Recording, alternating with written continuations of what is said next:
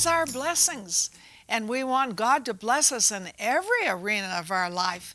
But if you will go after wisdom, now listen to me, in her right hand is length of days, and in her left hand is riches and honor. It will take you a long time to enjoy all the riches and honor. Notice what is in the right hand. So today, God says, surely blessing He will bless us, and multiplying He will multiply us.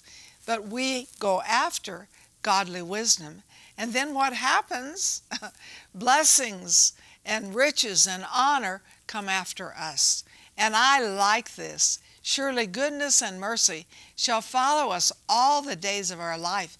So you go after Him and look at what's behind you that will come after you. Oh, how wonderful God is. Length of days, riches and honor, goodness and mercy.